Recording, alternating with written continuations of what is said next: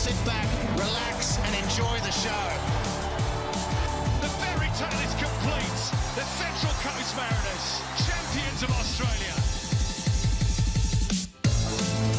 Well, time is of the essence for two clubs currently outside the final spots as we head into the final straight of the regular campaign.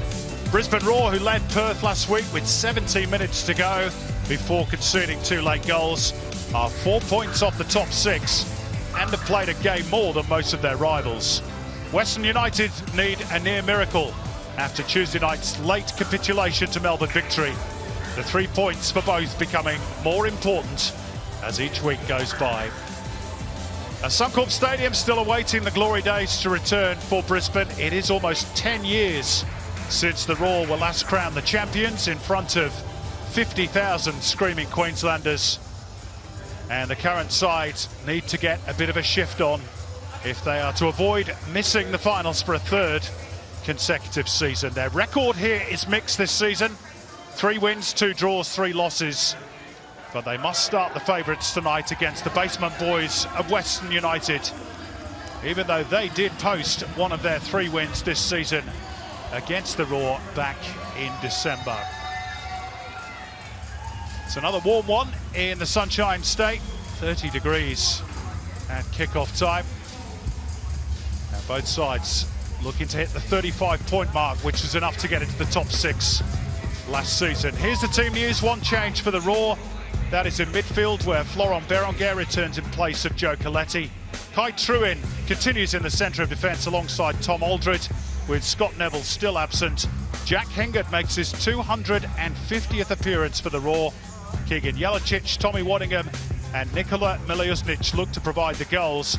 And Jonas Markowski is a last-minute inclusion on the bench after Taras Gomulka was a late withdrawal. 5 changes for Western, including in goal, where there's a debut for Matthew Sutton with Tom Hewitt-Bell suffering from a finger injury. Josh Risdon is back after suspension. Sebastian Pasquale and Matt Grimaldi return in midfield, while up front Nikita Rukavica is in for just his 2nd start for the club. Noah Botic drops down to the bench, which also includes ex-Raw favourite Riku Danzaki. Daniel Pena misses out after injuring his ankle against Victory during the week. There's the milestone man, 250 games up for Jack Hingert. Only Matt Mackay ahead of the Raw stalwart now. Quite the week for him after being called up to play for Sri Lanka, the country of his father, who was born in Colombo. He will play in a 4-team tournament in March. A Western United debut tonight between the posts for Matthew Sutton. His last A-League game was in March 2022 for Melbourne City against Western United. You have to be patient as a keeper. Sutton has warmed an A-League bench no fewer than 108 times during his career. Ruben Zakovic has now had 3 games in charge since Ben Khan stood down. They produced a win, a draw and a loss. And his final game in charge of Perth Glory last season was a 2-1 defeat to Western United. And that represents Western's last victory outside their home state. John Aloisi returning to Brisbane tonight, where his brother, of course, started the season as head coach. Roar have had 3 men in the technical zone since. Our referee this evening is Casey Rybelt, taking charge of just her 9th A-League men's game.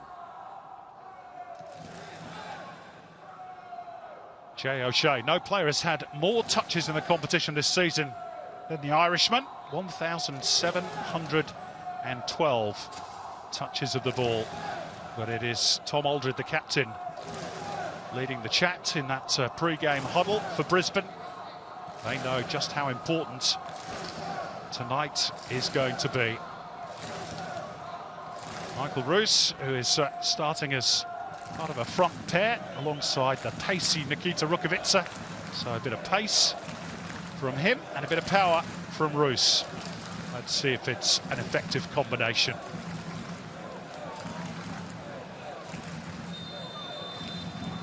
So it is Western United in the predominantly all-white kit who get us underway. Daniel McBreen alongside in co-commentary tonight. And Macca, this is the only clash between two of the league's bottom 6 over the next 72 hours, so a chance for one of them to get a bit of a wriggle on with games fast running out. Well, exactly. Good evening, Simon, and all our viewers out there. It'll be interesting to see how Western United back up after that heartbreak of last Tuesday. 2 goals in the final few minutes to turn a 1-0 lead as we'll let this go on here. Yeah, the high press from Brisbane paying dividends early. Florent Berenguer trying to link up with Keegan Jelicic, who was then guilty of grabbing at his opponent. Far side of that surface at Suncorp, still not looking the best. Maybe a bit of spray paint in use. Most of it has been relayed. News this week that Queensland government looking to get even more concerts at Suncorp over the summer months, so that may present a problem for the Roar once again. All the way back to Matthew Sutton. Under pressure from Florent Berenguer was Kane Vidmar, who continues alongside Tomoki Imai in the heart of the Western defence. And that one's got away from Lockie Wales.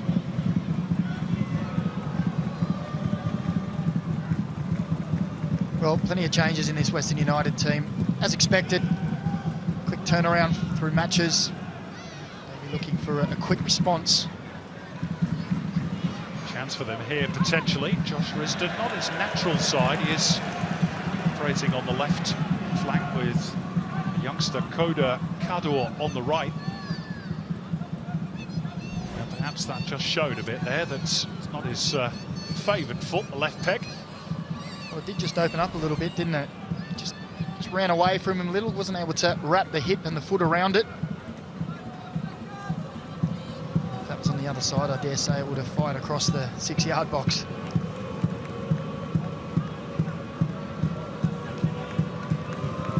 Freak looking for his first clean sheet in 10 matches. Just 2 so far this season for the Brisbane Roar custodian. Well, it has been raining goals in Brisbane games, hasn't it? But fortunately for them, 40 at the wrong end. The worst defence in the league. Yep, it's been a problem for them. Slightly better at the other end this season than they were last, though. Posing more of a goal threat. The emergence of Tommy Waddingham has helped that. He's got 4, Miljuznic 5, Jay O'Shea, the club's top scorer with 7. And here's a chance for Florent Berenguer. He just drags his effort wide of that right-hand upright. That's a lovely play from Waddingham. Great number 9 play. As the ball comes up, he's just in between the 2 centre-backs, realises that Berenguer has the space underneath and just cushions it down for him to step onto. Doesn't quite get the connection, Berenguer. That's a good early sign that the understanding between the 2 is there. Well, Roar setting about their work with relish, trying to win the ball back high up the park, and they've done so again. Henry Hoare to drive one in. It rebounds off Tomoki Imai. And Western will gallop clear through Lockie Wales, who is then bundled to the floor by the Frenchman Berenguer.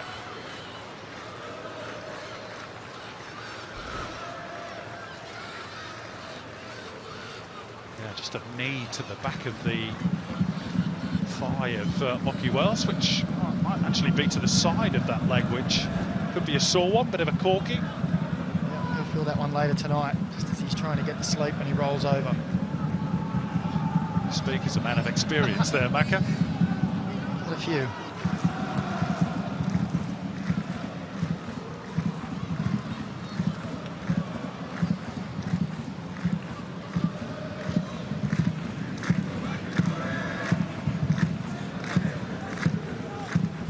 Just 2 wins in Brisbane Roar's last 11 matches in the competition. Of course, they were big winners last home game against Melbourne City by 5-1. Their other success came against the Newcastle Jets. They are favoured to win here tonight. Michael Roos has stolen in behind, though. Just stole a march there on Tom Aldred for a moment. Grimaldi to reset it through Risdon. Fergate made a little angle run to the top of the box. Grimaldi.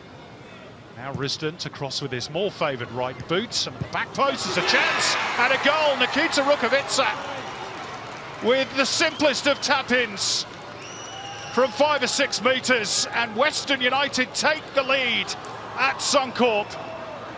And it is a first goal in Western colours for Nikita Rukavica. Well, he had the opportunity a few weeks ago, right at the end of the game against Sydney FC, to get his first. On the Harvey Norman replay shows Risdon with his right foot. What a delicious ball that is to the back post. Lockie Wales does well, gets up strong. And as you say, Simon, it's the simplest of tap-ins for a man of his quality. Alert, ready, on his toes for anything that drops down, and he tucks it away. Well, we wondered what the response would be from Western United after the heartbreak midweek. Well, there it is. Oh, it's his first goal in the Isuzu A-League men's competition since he netted one for the Western Sydney Wanderers, strangely enough, against Brisbane, all the way back in 2015. Of course, he's been playing in Israel for most of the intervening years, scoring a fair few goals there as well. I think he won the Golden Boot one year in the top flight. And Western off to a flyer. And there'll be no clean sheet again for Macklin Freak this evening. Well, we talked about Brisbane Raw's defensive frailties. That was on show again there. It was a good ball into the back post, but Rukavica, he just dropped off into the space, didn't he? Lost his marker. And I guess if you're Ruben Zadkovic, you're also a little bit irritated that Lockie Wales was able to win that ball in the air so comfortably. Yeah.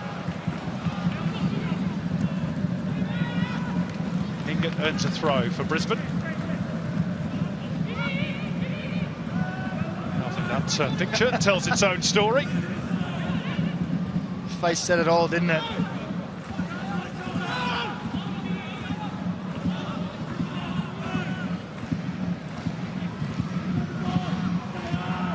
O'Shea. Might be offside here. Yep.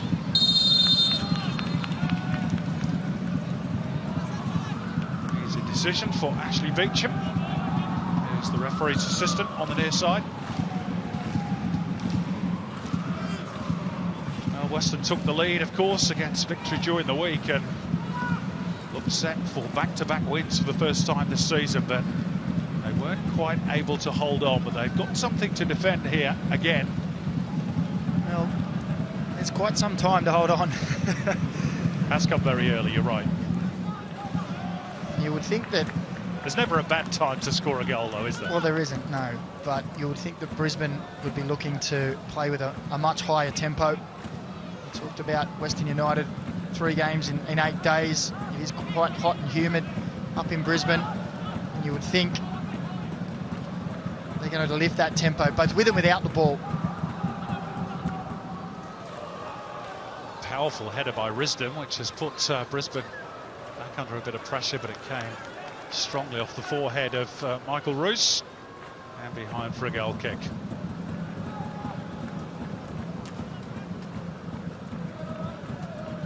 Western's away record this season is ordinary, to say the least.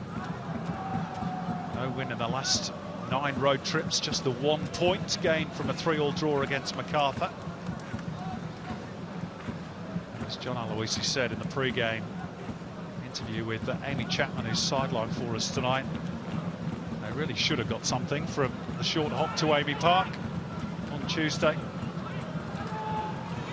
I just wonder how much he's lamented that injury to Daniel Pena. He has the ability to control the game, get the defence going backwards. In that last 20 minutes, they were really under the pump, weren't they, from Melbourne Victory? Mentioned Amy Chapman. Let's say good evening to her. How are you, Amy? Evening, guys. Another very hot and humid evening here. It's either storming or over 30 degrees in Queensland, so difficult conditions for football. And as we touched on earlier, Simon, the pitch, there has been 2 pink concerts in the last weekend. It has been completely returfed and a little patchy in places, but pretty good in overall condition. Thanks, Amy. This is Nikola Miljusnic as Brisbane look to restore parity. At the moment, pink more effective on the surface than orange.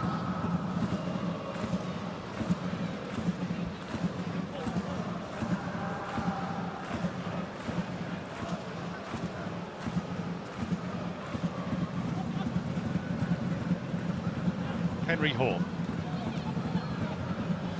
And Anthony Burke-Gilroy, who's continuing operating down that left-hand side. Corey Brown, the regular left-back, I suppose you call him, on his return to the club, is on the bench this evening.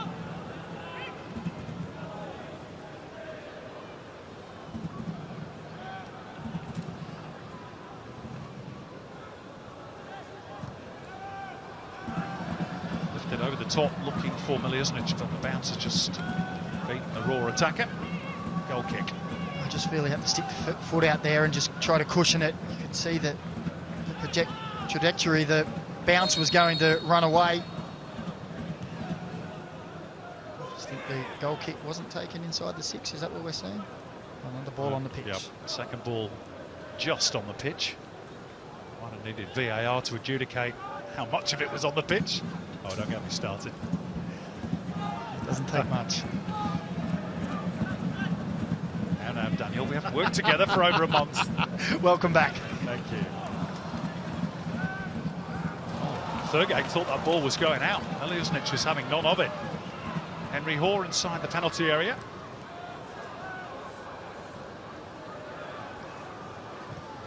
Squared up for Tom Aldred. Left it a fraction short of Miljuznic. Thurgate was able to nip in. Rukovic just got a whack to the arm there as he ran into Jack Hingan.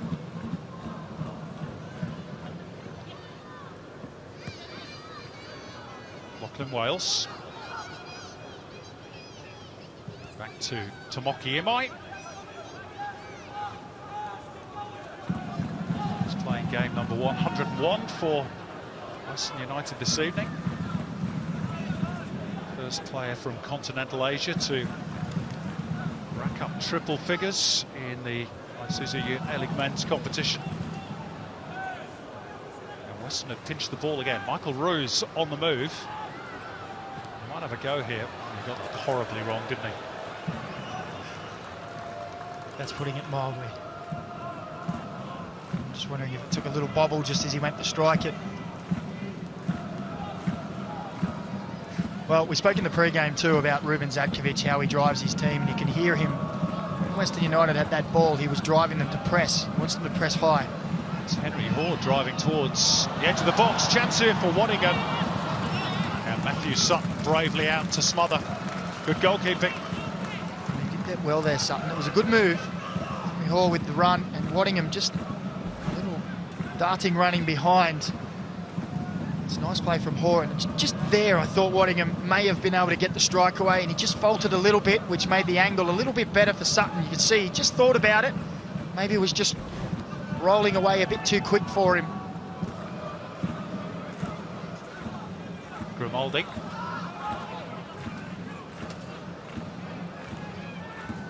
Turned back by Kane Vidmar. James Donachie, of course, still out suspended for Western. So Kane Vidmar getting another chance. Thurgate.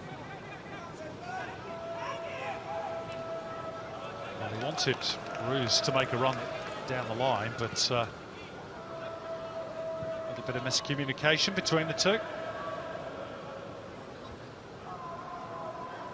And Michael Roos showed he's got the pace for Tom Aldred earlier in the match. I don't see why now he wouldn't be thinking about trying to get in behind him on every occasion, try and stretch him, test him again.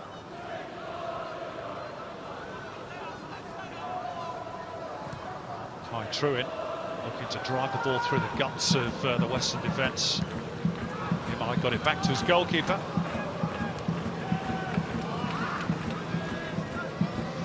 Can perhaps understand the frustration of Ruben Zatkovic. This game is so important tonight for Brisbane. Mentioned that 35-point mark. It's not set in stone, of course, but it's normally the total that you need to get there or thereabouts to get in the top 6, and Brisbane are way short of that at the moment on 21, and he will have earmarked this game as one that presents a very good opportunity to get 3 points. Well, particularly when you look at the upcoming fixtures as well in the next 4 games against teams in the top 6, so it's going to be a real monumental task to overcome all of those, so you need to roll up the sleeves. Pasquale. Again, just not really the communication between Wales and young Cador.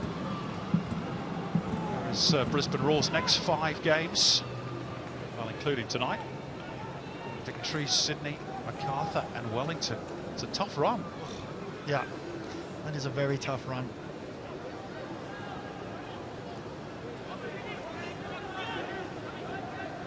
When you look at that, and in theory you could say that to try and get any points out of those 4 games would be an achievement, because they're all doing so well at the top of the table. Matthew Sutton using his head, metaphorically and literally, to clear the danger. Aldred just had a little look to see where Hingert was, very high and wide on the right. The passing lane wasn't open first time, and it's still not open for him. You can see the 2 10s had gone high, and it was just Berenguer central, wasn't there, with about 4 white shirts around him. Now Hingert pulls off a little, which does open up the passing lane for Aldred. Western are well set defensively. Sorry, Macca. So I was just about to say, when you look at that Brisbane midfield, thinking, well, you want to get those guys on the ball as much as possible. Jay O'Shea, Berenguer, Keegan Jelicic, yeah, Henry Hoare as well. Those guys, you want them on the ball facing forward. Yeah, there's plenty of creativity in that midfield. They build down the left instead. Henry Hoare. And it'll break for Berenguer, and it's still there for the Roar. Back out through Burke Gilroy. Milosnic wants it, might have crept into an offside position. It's all a bit tight in there for Brisbane. They couldn't quite find the answer.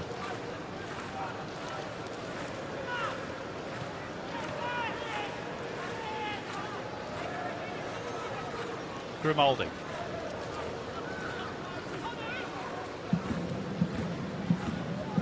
Bruce. Grimaldi in position for the return, and to take a rather awkward step in that little patch of dirt. There you go. Just no grip there, was it? Just ripped away. I was impressed with Grimaldi against the Jets 2 games ago. You see that? Just completely lost his footing. At first I thought he was going for the little step over and twist the other way, but it's not helping him there.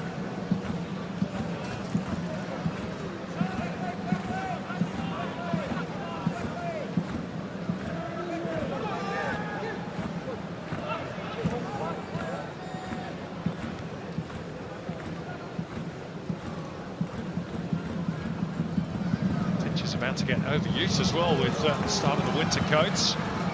As Burke Gilroy glides away from Wales. Milosnic stood up well though.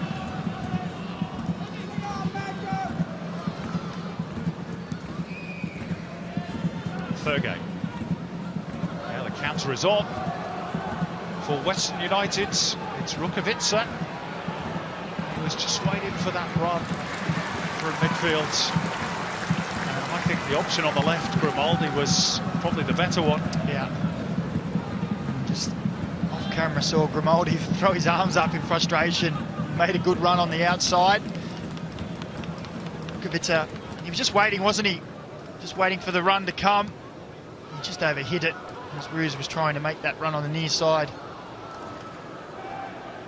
I have to say, I'm at a bit of a loss as to why he didn't use Grimaldi. Yeah. He's in a really good position.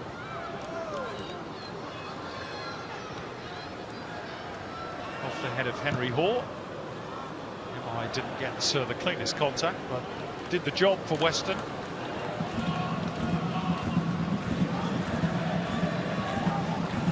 minutes played. Brisbane huffing and puffing. Really putting Matt Sutton under any undue pressure as yet. Maybe that's about to change. Miliousnich couldn't get enough on that to steer it out to his colleague Hingert. It's a second chance. He's wasted that one too. Brisbane. Roos can't break clear of Truin.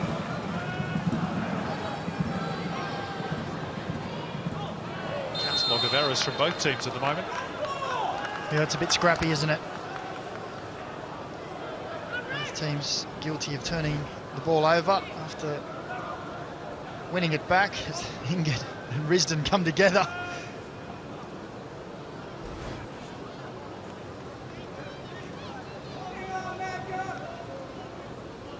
Two experienced campaigners, two number 19s.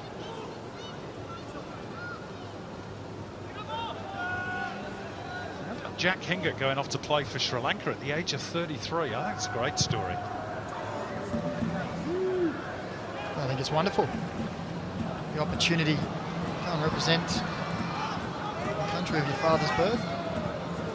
By the way, the national team coach of Sri Lanka is a certain Andy Morrison, who I remember watching many years ago in the lower leagues of England. Was that in the 1930s? I'll tell you what, if Sri Lanka play like Andy Morrison played, they'll take no prisoners. He was a unit, probably still is. Do you think he's going to get him to play that way? Up, get it up top? It doesn't always follow, does it? No. Brisbane applying the press there, but in doing so they fouled Matt Grimaldi. By the way, if you're wondering about the black armbands that Brisbane are wearing tonight, that's in honour of their young player Ryan Lethlean, whose mother Sandra sadly passed away this week. So our condolences to the family and friends of the Lethleans. A bit of space in midfield for Western to look to try and exploit. It's Lockie Wales on the right, but he's angled his cross too close to Macklin Frick. Well, that's 2 or 3 times now that Western United have just one pass has got through the midfield of Brisbane and they're able to drive forward with the ball at the back line, and they've looked dangerous now on 2 or 3 occasions. Well, I guess that was the danger of including Berenguer at the expense of Coletti, who's more defensively minded. But it shows that Ruben Zankovic's mindset was to go out and attack tonight, which I think, given that they're at home, is the right one. Oh, without a doubt, yeah. I don't think Ruben Zankovic would be very happy with the intensity that they're playing at.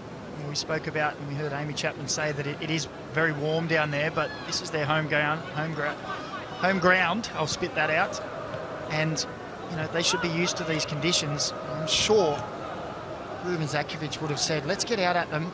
3rd game in 8 days. They'll be fatigued. They're down from that loss. Let's move that ball quickly. To be fair, first 5 minutes, Macca, they did try and do that. They pressed high. Their intensity was good, but that goal has knocked all the wind out of them. Well, it has. And I also think, as we just said, that the 2 or 3 times now that Western United have just passed through them has caused a little bit of maybe consternation on, well, do we go or do we keep that space smaller in midfield?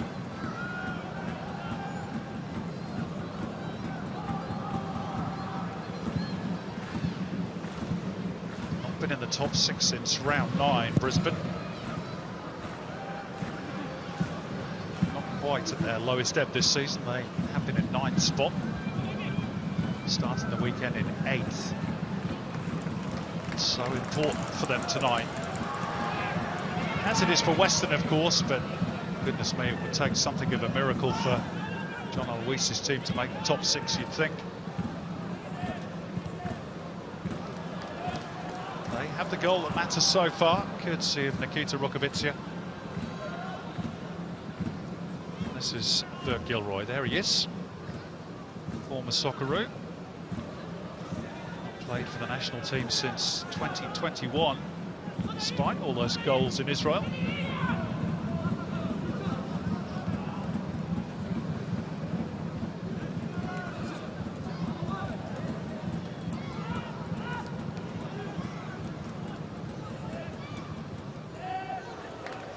Nice little manoeuvre, and Hawes' ball in was missed by Waddingham. Good chance that for the Raw. And he completely missed his kick, Tommy Waddingham. Well, that was much better football from Brisbane Raw. 1-2 touch football, little combination to go around a player. Early ball into the box, and in reality, you see there, little 1-2. That's a great ball, and he should be doing better there. Just completely lost track of the ball. Got across his defender in Vidmar. Did well there, Waddingham, until the time came to put boot on ball. It's just his sort of service, isn't it, Tommy Waddingham? He's very much a penalty box striker. 3 goals in his last 2 matches, a couple against City and the second goal against Perth last week. That's Brisbane thought might bring them all 3 points, not so. It's a good intervention by Aldred to be as well, with Michael Roos again looking to steal in on the blind side. Yeah, it's good movement from Michael Roos. There's an intervention that was needed on the slide. Tom Aldred.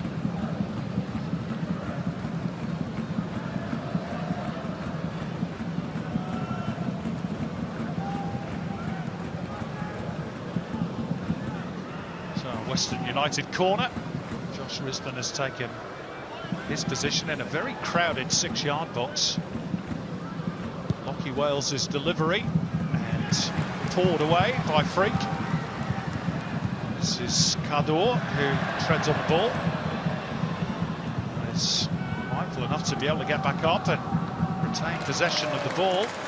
And Western get a throw off Burke Gilroy. And now Brisbane have got a bit of a problem. Is it Jay O'Shea? Yeah, he's just sat down. It's that right ankle by the looks of it. He's just trying to give it a little movement and see how it is. Well, you've got to say, Macca, the pitch is not helping. No. Well, you can see the joins there from the recently laid pitch. You can see it's not embedded in where players are slipping.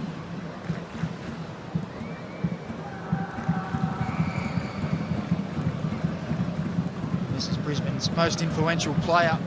I'm sure Ruben Zadkovic will be asking the medical staff how serious this is, because they don't want to lose him. No, he makes everything tick, doesn't he, for the Raw, and has done for quite a few seasons now. 7 goals this season, 3 assists. You can add to that as well. This is the corner that preceded it.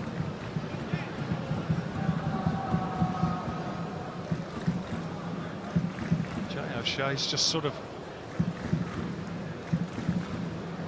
wandering. Must have been. Really seemed it must have been something before that. Yeah, there was nothing there, was there?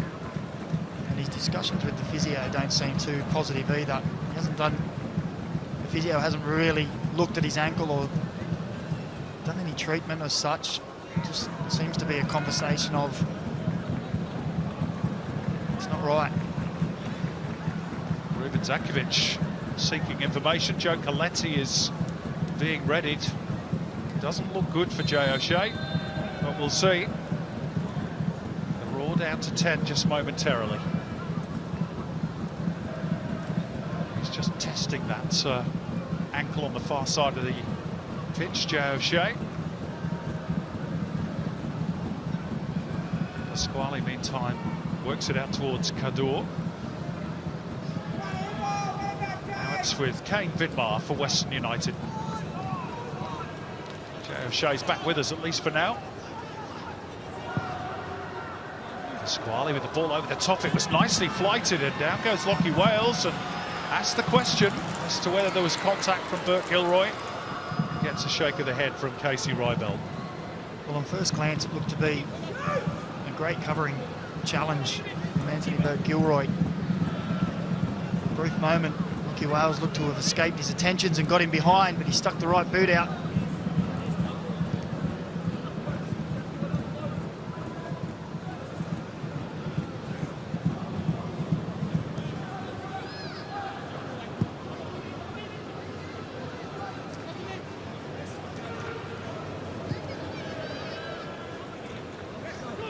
Well, the scream doesn't make it any more of a penalty.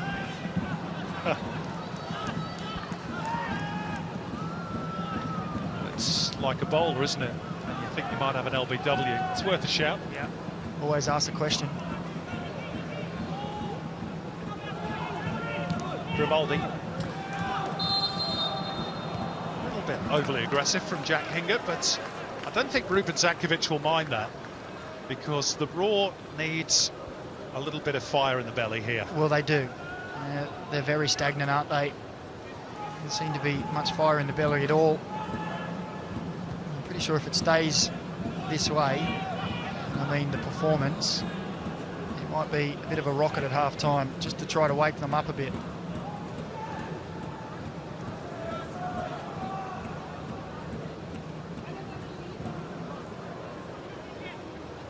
Good attacking options on the bench as well for Brisbane, with Marco Rojas and Jonas Markowski and Ian Majok all available should they be required.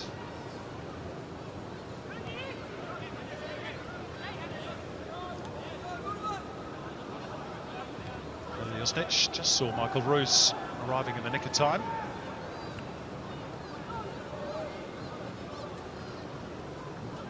They're making hard work of getting out of their own half here, Brisbane.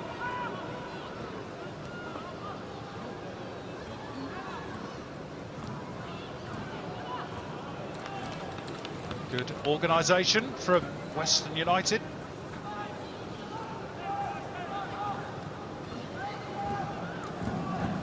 Did beat Brisbane, remember, back in December by 2-1 down in Victoria.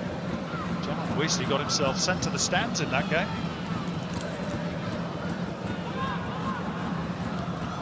So just waited for the ball to come onto him. There was a bit of a bobble.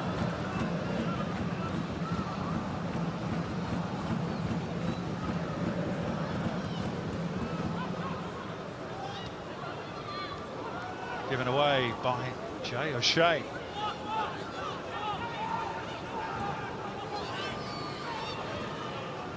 Tamaki Imai finding himself in nosebleed territory. He's quickly back towards the halfway line where he feels safer. He ran almost as quickly back, didn't he, as he did going forward with the ball. It was almost like he's, what am I doing here? Yeah. Only ever scored the one goal for Western United. It was over 3 years ago now. Roos. But they're comfortable at the moment. Well, they are. They're doing a good job, Western United.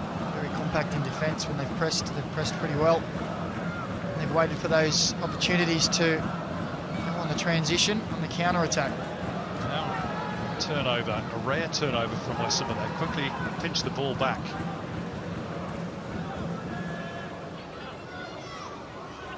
And Risdon with time. Joe Coletti is being readied to come on. Fancy that Jay O'Shea may not be able to continue. Meantime, Michael Roos, who's caused a few headaches for the Brisbane defence, but not quite able to wrap his boot around that one. He is claiming a corner. He's going to be disappointed.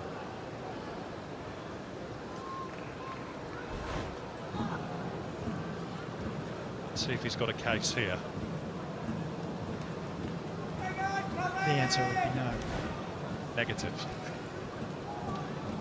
It was a good initial run, wasn't it? Just came apart at the end.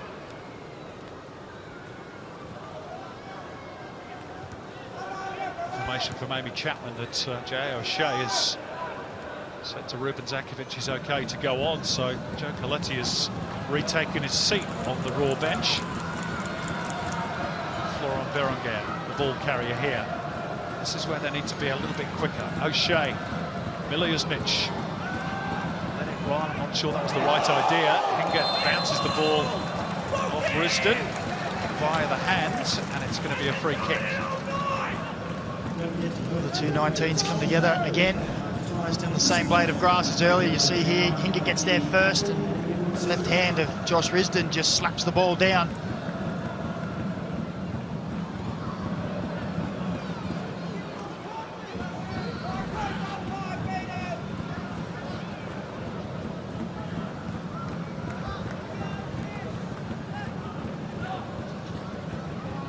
So far they've defended fairly comfortably, Western United. There's that one chance that Tommy Waddingham was unable to connect with from Hawes' delivery. This free kick from Jay O'Shea, and Tom Aldred at the back post, left totally unmarked. And they're appealing for handball, Brisbane.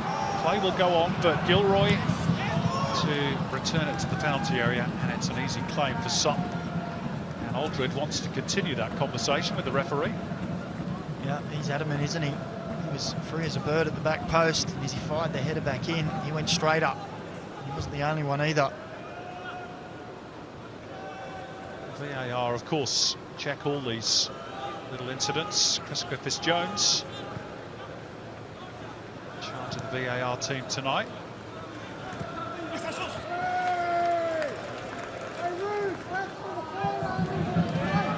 Little shirt fronts moment between Hingett and Roos. I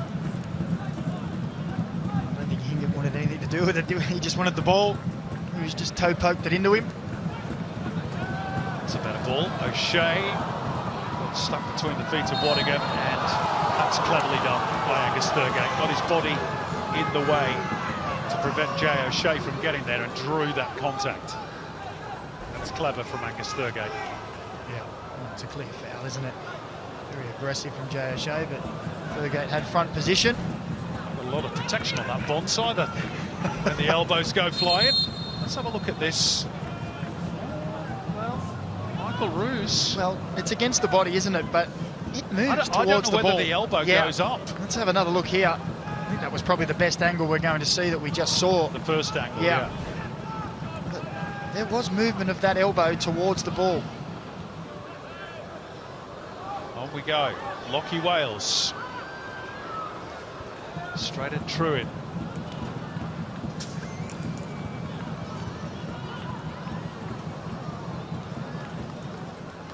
Brisbane throw. Koda Kador, just 20 years of age, making his second consecutive start. You mentioned in the pre-game show, Macca, they've had a bit of a production line this season of those graduates coming through the system. 10 in total, aged 20 or under. Well, it's positive signs, isn't it, for the future?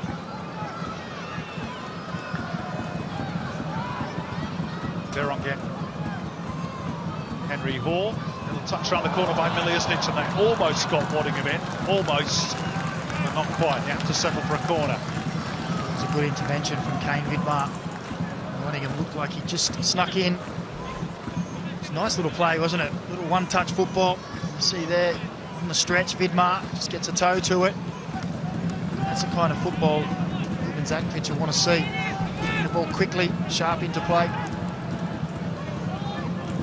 Brisbane's first corner. Tom Aldred lurking at the back post.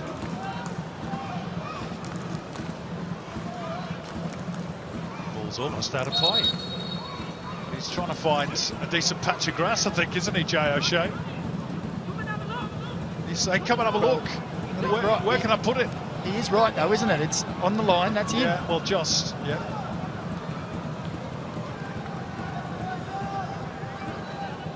Casey Rybelt, a stickler for the ball, must be in the corner quadrant.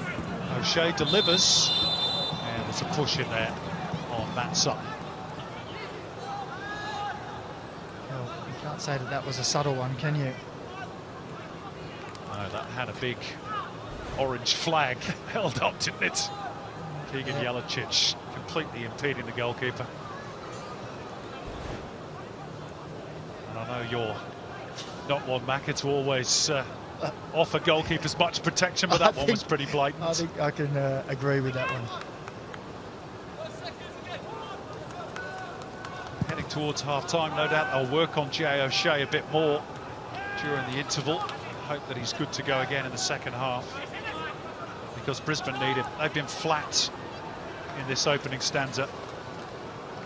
Well, they've been sluggish, haven't they? On the one or two occasions we've seen them move the ball quickly, 1 and 2 touch, some good movement off the ball. They have opened up Western United, but it's been few and far between. If it stays this way, would you perhaps even be considering throwing Marco Rojas on at half-time, getting him running at defenders, which he loves to do. It's definitely one of the better options for Ruben Zadkovic. I know what he can do. Henry Hoare and Nikola Miljusnic, the two nominal wide players, are all going forward. Haven't had too much change out of the Western defence. That's a foul by Grimaldi.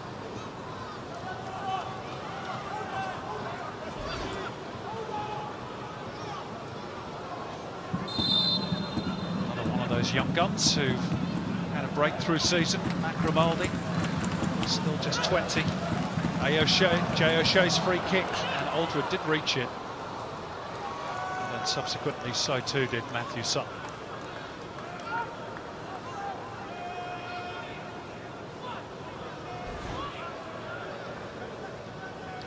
You can see there, two Brisbane players in the end getting in each other's way.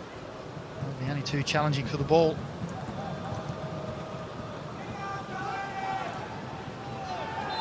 But Gilroy got an elbow across the face there from Lachlan Wales, and he's going to go into the book for that. His first caution of the season. Got to be careful with the elbows. I know it's a natural sort of inclination to try and use them for leverage. Let's have a look. I think he's actually just trying to get his arm across and pin him to get in front. And he's just misjudged, and the arm has swung further than he thought. I don't disagree with the yellow card. It's a yellow card. And the fact that it's his first caution of the season does somewhat underline that that's not really part of Lachie Wales' game.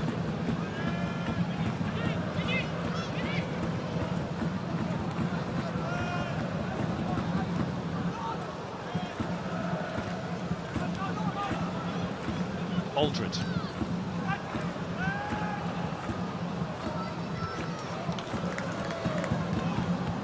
Loose ball favoured Western for a moment. Now O'Shea, quick to spot the opportunity, but he's overhit it somewhat. Keegan Jelicic to retrieve. Berenguer at the top of the box. Now Henry Hoare. Jelicic again. And they find the right delivery. Burke Gilroy needed it back on his right foot. And Bristol to nod it away. And he was probably fouled. But good advantage played by Casey Rybelt, because Matt Grimaldi is away. Oh, and now she stops the game to issue a yellow card to Jack Hingett. Well, I thought the referee did so well there to keep the game going, but Matt Grimaldi was still in an attacking position. Why blow the whistle? There's clearly a foul there. There's no problems with that. Yeah, and she signalled play on advantage because they had the ball. And Matt Grimaldi, he was away. He turned Jack Hingett inside out again and was away, and then all of a sudden the game stops. Fourth yellow card of the season for Jack Hingett, puts him on the brink of a suspension. And Western will get a free kick. That might have been a bit more.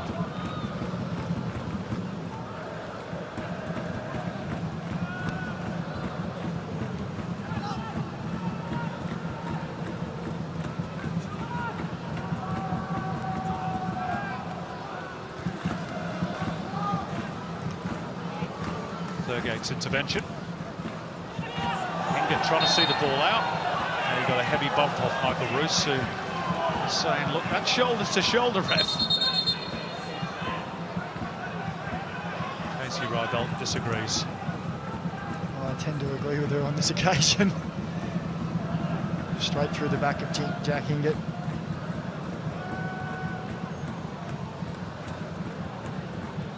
Dropped kindly for Jelicic here. He was just a little bit unfortunate. The bounce beats him, and then Tommy Wadiger drags his effort across the face as we move into first half stoppage time.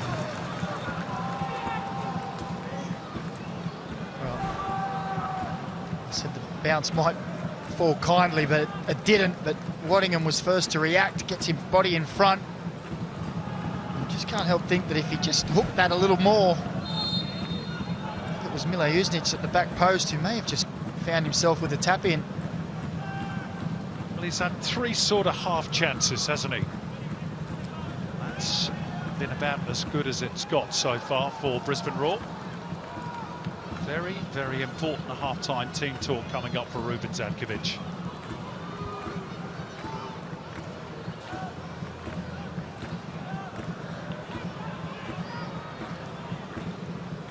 As for John Aloisi, I'm sure he'll just be saying, Macca, don't do what you did on Tuesday. It might be a little bit more than that. Yes. See the game out if you can. Foul by Roos. Felt he was having his jersey held. He's got to be careful, he's not going to talk himself into the book. He's already front of mind for that previous little skirmish with Hingert. He's got a point that his jersey was being held initially, but certainly a foul. Well, he just turned into the player, didn't he?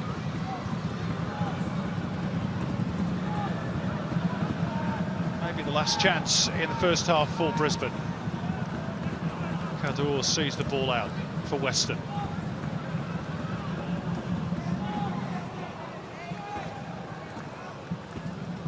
This is Henry Hoare. Jelicic spinning away from trouble. O'Shea, and it just wouldn't quite sit for Mile Jusnic, and then Hingert got in what was eventually a rather tame shot. And that is that for a first half that has been hugely frustrating for the hosts, hugely promising for Western United. They lead at the interval thanks to Nikita Rukovic's first goal in the competition in nearly 9 years. It came after just 6 minutes. And Brisbane have huffed and puffed. They've got a bit of an injury concern perhaps over Jay O'Shea. They've had 3 sort of half chances for Tommy Waddingham, but they need to do a lot more in the second half if they're to get back into this game. At the interval at Suncorp Stadium, it's Brisbane Roar 0, Western United 1.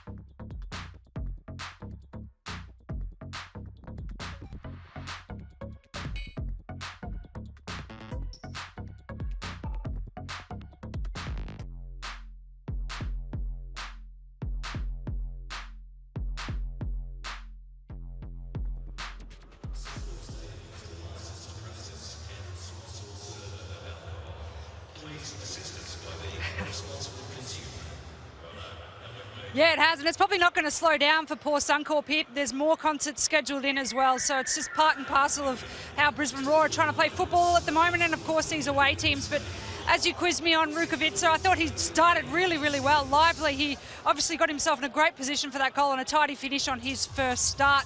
He's a known goal scorer, so it's great to see him growing in confidence. And those 5 subs that Aloisi have made are really paying dividends, I feel. They really controlled that first half. Brisbane Roar, as you both touched on, I feel like they're really lacking that spark that we saw against Melbourne City recently. They're not using the width and they're not using the ball speed or the tempo that you should against a very tired team.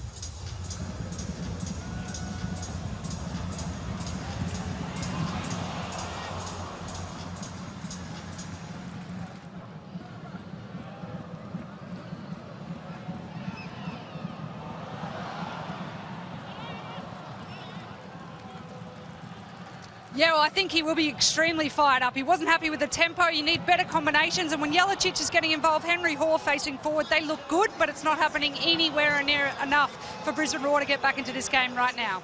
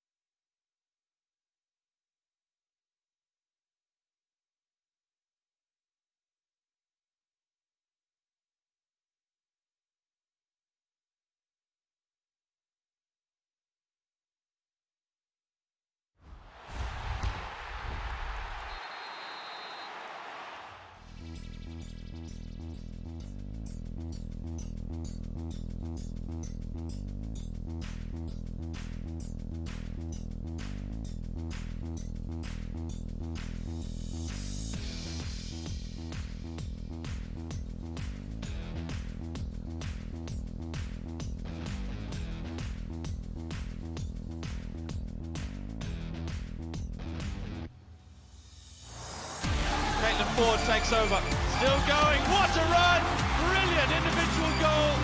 Fowler, it opens up for the shot, oh, Barry Fowler, what a goal.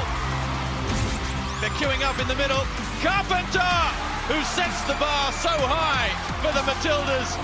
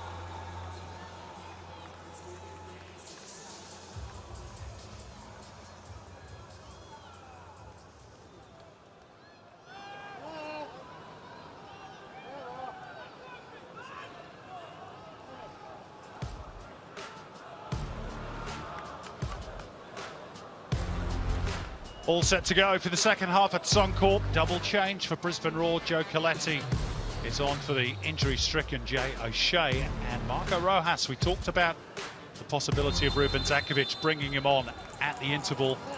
And he replaces Nikola Miliusmic. Western United with that one-goal advantage given to them early on by Nikita Rukavica.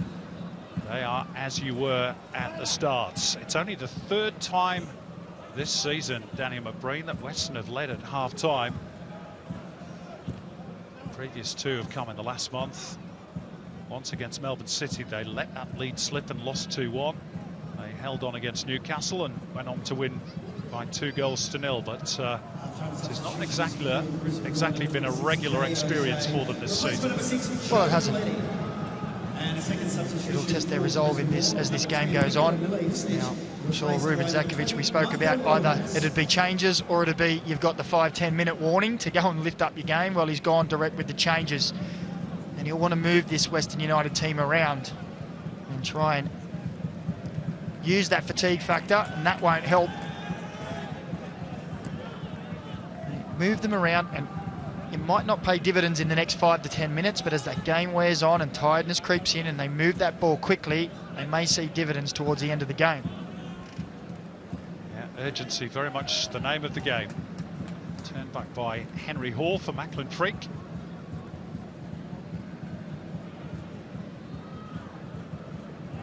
Inga forced to turn back. This little period, incidentally, between half-time and the hour mark, has not been particularly kind to Brisbane Roar this season. They've conceded 11 goals in this little 15-minute window, which is the worst of any club in the competition. So they'll be mindful of that as they go seeking an equaliser. Truin works it out towards Burke Gilroy, almost let the ball get away from him. Support behind from Marco Rojas, and it's going to be a corner for Brisbane. Well, Lockie Wales is adamant he didn't touch it. Marco Rojas is adamant he did.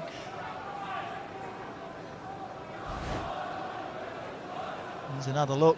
Well, it was only a feather if it was. Yeah, I'm not sure if he did.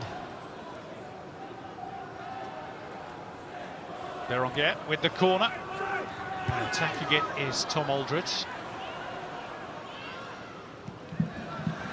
Scooped up and away by Matt Grimaldi. Settled down by Henry Hall. And Brisbane will get a foul committed by Kador on Berenguer.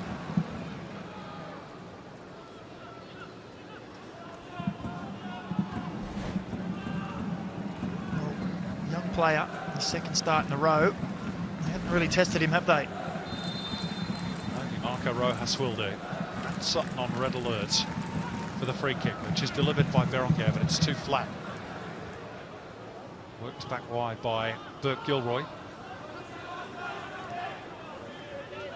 Berenguer just showed too much of it to Grimaldi, who drives through midfield and is collected. There's going to be a card here shown to Joe Coletti.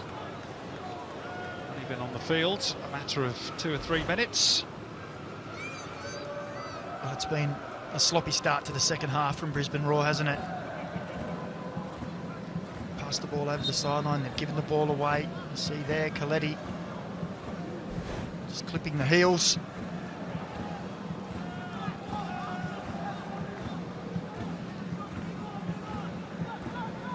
Sergei knew that the press was being applied.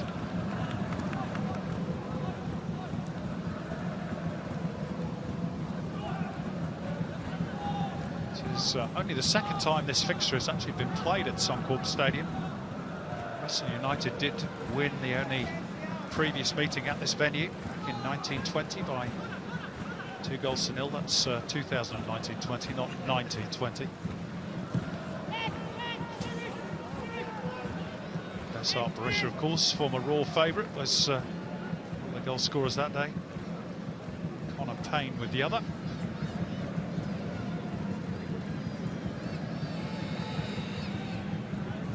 return of the ball is slow. They need to pick the pace up, Brisbane. Difficult on a sultry night in the Sunshine State. They've got to up the tempo, try and move Western around. Too much has been in front of them. And that's partly credit to their organisation as well. Yeah. Structurally, they've been very good, Western United. On the odd occasion that Brisbane Roar looked to have unpicked that defence, they've just got a good toe in, last-ditch effort.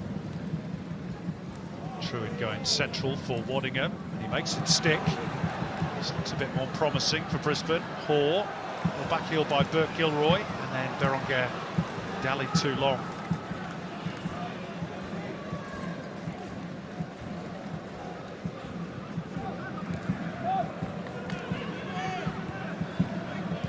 Certainly not lacking for firepower, Brisbane. Waddingham, Jelicic, Berenguer, Rojas, Henry Hoare, all capable of scoring goals at A-League level. There's Henry Hoare, who's without one since November. Burke Gilroy. Hingert. Jelicic, Coletti, Easton trying to stay compact. Brisbane good enough to pick a way through. Hingert on the right, 4 in the box for Brisbane. Hingert got all tied up. Western defend it quite comfortably in the end. Well, I'm just wondering if that's an ominous sign of the way this second half is going to pan out. Western United with all 11 players just camped on the edge of their box. Of course, the keeper just inside the box. But we did see that was how the game panned out on Tuesday against Melbourne Victory. The longer it went on, the more ball Victory had, the more chances they created, the more opportunities they pressed for. I guess it's sort of a natural reaction, isn't it, from a team that is enduring such a miserable campaign. You get a lead, you want to defend it. And that possession stat keeps going up for Brisbane as well, which takes its toll. Not only physically, but mentally, doesn't it?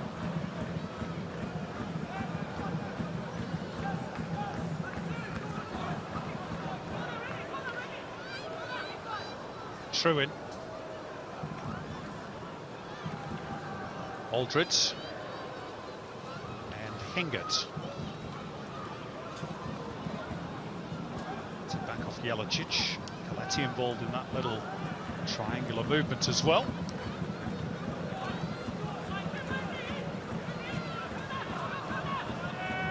Truitt didn't get his angles right. Easily cut out.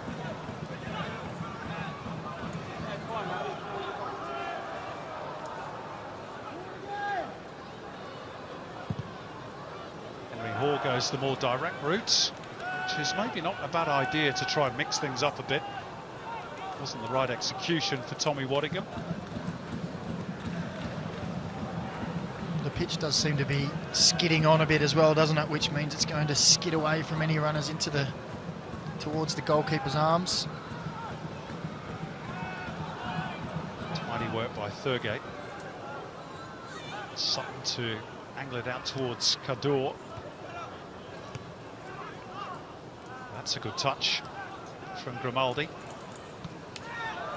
It's a strong challenge. Casey Rybelt was right on the spot, but thought it was a fair one. Coletti felt the full weight of it. Certainly robust, but I didn't see anything wrong there. Yeah, went to the ball. Yeah, it's a great challenge. Impressed with Matt Grimaldi. Yeah, I have been as well. He looks a good talent. He's got that little burst of acceleration as well, hasn't he, that can take him clear of defenders.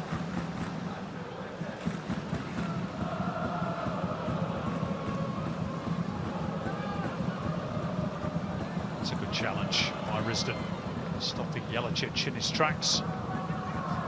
Squali's touch. Brisbane. Truitt providing the cover.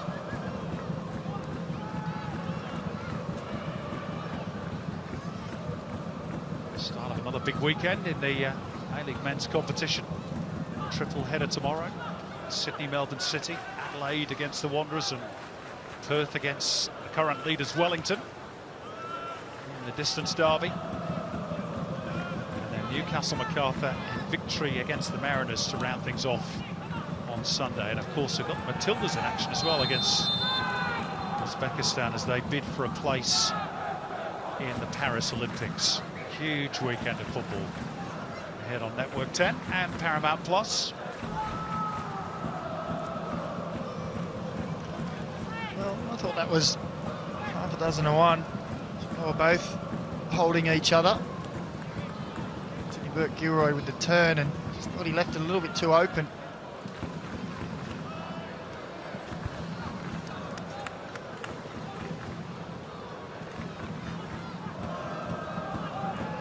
Aldred. Coletti. Again, it's all a bit static, but maybe the longer ball is the way to go. Waddingham couldn't reach it. Wales. This is route forward blocked by Henry Hoare. And well one back by Truitt. Coletti. There's a bit more urgency about Brisbane. Passing needs to continue to be quick and sharp. Burke-Gilroy. Rojas. He's going to get the return ball off Sebastian Pasquale, and he clips it in, and it's a fingertip over the crossbar to deny Keegan Jelicic by Matt Sutton. Good save, and that's probably Brisbane's best movement of the game. Yeah, well, you said it, Simon. There's a little bit more urgency in their movement of the ball. Got a little bit of fortune there, but a good ball in. Sutton forced into the save. Berenguer's corner. Aldred at the back post, and Sutton again. Two fine stops from Western United's debutant goalkeeper. Well, he got up well there. Here's the original head up, tipped over the bar. From the following corner, Tom Holdred, he gets up well, hangs in the air, and it's not a bad header. Sam Sutton tips it over the bar. Apologies, Matt Sutton. Thought you were watching the Phoenix for a moment. Berenguer from the opposite side, the outswinger, and headed in this time. Tommy Waddingham. Nothing Matthew Sutton could do about it. In front of the den. Brisbane Backhall Square. Tommy Waddingham's 5th of the season. 4 goals in his last 3 matches now for the 18-year-old. Well, it's a case of third time lucky for Brisbane Roar in the Harvey Norman replay. Matt Sutton had done well on the previous 2. It's a wonderful ball from Berenguer. Look at that. It invites Matt Sutton to come, but it bends away, and the young man, Thomas Waddingham, gets up strong, uncontested, I must say as well. Powerful header, and he really heads into an empty net. Well, corners have been Western United's Achilles heel this season, and they've conceded again from that situation. Substitutions all round here. That's Berenguer's last involvement as he was replaced by Ayon Majok. And Reece Bozanovsky and Noah Botic being introduced for Western. Nikita Rukovic through, gave John Aloisi's team the lead, takes his lead. That's a like-for-like change. And we're just waiting for confirmation as to who Reece Bozanovsky has replaced. And a rather glum-looking John Aloisi didn't waste any time after that equaliser before making that double change. And maybe Reece Bozanovsky in particular, Macca, might just give them a little bit more control on the ball. Yeah. It's just, well, I did don't want to say that I called it, but it did seem to be flipping that way, didn't it? A little bit deeper. Brisbane seemed to just turn the screw a little bit more. Half an hour to play at Suncorp.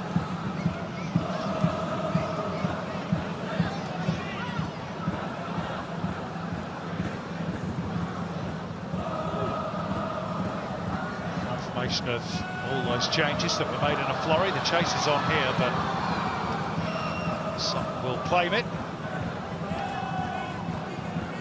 Bozanovsky off the bench for the 4th game in a row for Western United. I have to say he's another player that I've watched a bit of and I really like. He's got a very sure touch. There he is. I was going to fall victim to the curse there for a moment. Well, it's not a case now of Western United being able to just sit back. They have to, if they want 3 points, go on the offensive. It's Lockie Wales. Leaves it for Kadur. Out of his 3rd game.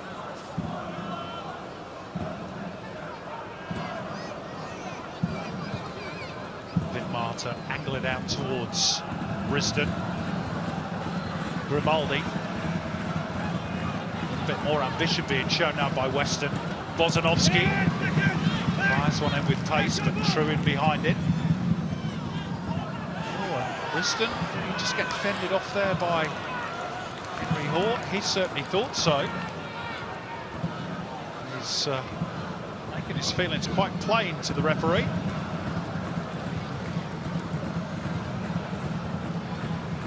He felt he was obstructed as he looked to go for that return ball.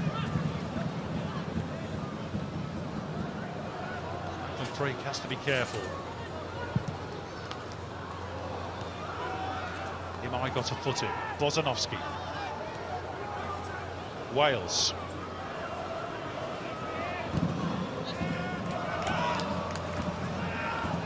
A touch of good fortune, not once but twice there, Wales, but Bozanovsky not able to profit from it. And here's another look at that goal. Thomas Waddingham. In Berenguer. Let's have a look here. Does the ball go out before it comes back in? No, I don't Maybe think a so. slight hint, but linesman was right in line. Coletti, this is Majok onside. Ion Majok against his former club. And the Roar were a whisker away at the back post. From hitting the front, Marco Rojas sliding in. And the substitutes have certainly given the Roar a bit of that spark they were lacking. Well, he always adds spark, doesn't he, Majok? You see here, just gets his body across, good touch. I'm just not sure if he's trying to roll that into the far corner. If he squares that just a little more, Rojas has a tap in.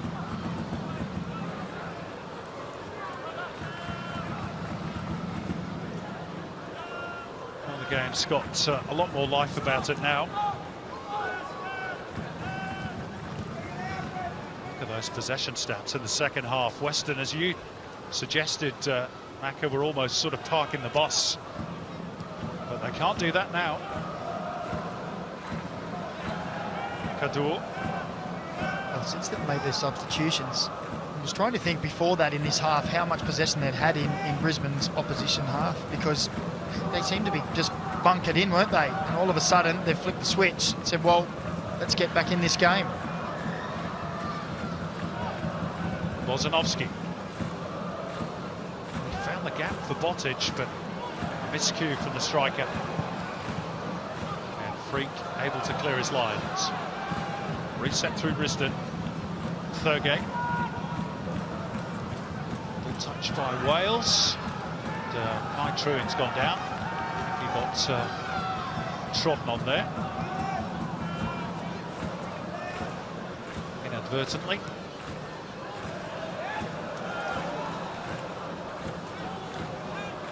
The ball from both teams seems to be pinging around with a little bit more speed than we've seen for most of the game. Maybe a little bit too much there for Henry Hort. Wants to win it back high at the park. Chance here to drive for goal. Pushed away by Freak, and Aldred had to deal with the rebound. And then leads the complaints to the referee, feeling that his team should have had a free kick. Had a fair bit of power, that. Well, it wasn't a bad strike, was it? Brisbane feel they should have had 2 free kicks in the lead-up. One earlier on Kai Truant, and then another on Joe Coletti. None forthcoming. It was Grimaldi with the shot that stung the palms of Freak, who's now got to deal with a whole cluster of players who are encroaching upon his personal space. Goalkeepers are used to that from corners, aren't they? Jock told, reminded to keep their arms down. It's a real traffic jam in front of Macklin Freak. Lockie Wells is probably just going to try and hang it up to that area. Yep. Pushed away by Freak, not too convincingly. And a miscue by Coletti. And he's lucky there's nobody from Western United within range to take advantage.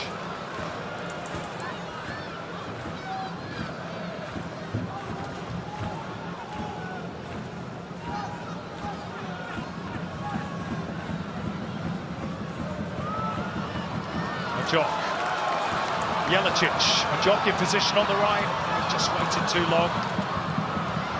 His determination has won it back, the substitute, and Tommy Waddingham fires for goal.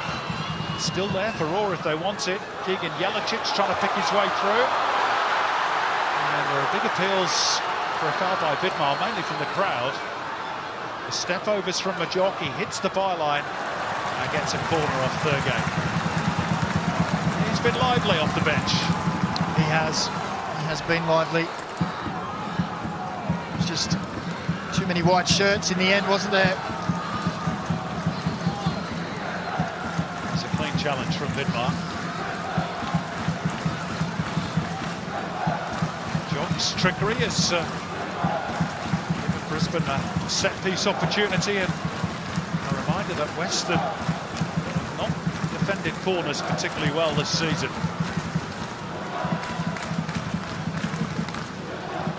To deliver the latest of them towards the near post. They defend that one better, and it pops for Coletti, who got it through a whole crowd of players, but straight at Matt Sutton. Still awaiting his first goal in the A-League, 81st game tonight. Well, they dealt with it a little better this time, didn't they, Western United? Votic with the clearing header.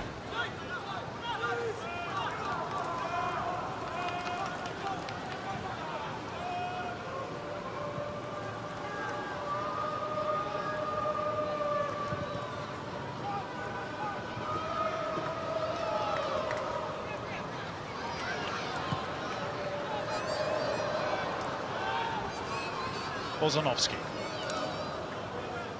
Riston being crowded out by 2 Raw players. A sign of the increased urgency that's been shown by Ruben Zakovic's team. Point won't do anything for their league position. Take them level with Melbourne City, but behind them still on goal difference. Yes, the same amount of wins. And the whistle goes in favour of Brisbane, and Casey Rybel wants a word with Michael Roos. Well, the onus is on Brisbane Raw now, isn't it, being the home team? As we look at the foul again in the background, you see Kai Truant just crawling over the legs of Michael Roos. The onus is on Brisbane as we see the substitutions from Western United now. Lockie Wales to leave the pitch in Kador, Dan Zaki and Shamoon. Charbel Shamoon and the former Brisbane Raw favourite, Riku Danzaki. A double change for John Aloisi. Let's quickly go down to Amy Chapman, who's got more news on Jay O'Shea for us. Amy. Yeah, Simon, speaking of Brisbane Raw favourites, O'Shea, the word is it was tightness in the calf and a precautionary measure to bring him off at half-time. They're not too worried, but certainly something to watch out for. Thanks, Amy. want him back for that spell of matches against the teams in the top half of the table coming up. Melbourne victory, the first of them, here at Suncorp on the 3rd of March. And a trip to Sydney before MacArthur come calling. Western, of course, are looking to get into their new training ground venue in Tarneet. Hopefully by the end of next month, which will be much better for them. It's a start. It's not the end point, but it's a start. No, it's not, but it's a good start. They've put their own foundations down. They've got their own training facility, which can be used as a venue for the coming years. In a growing area, with plans to improve that to a 15,000-seater stadium in time.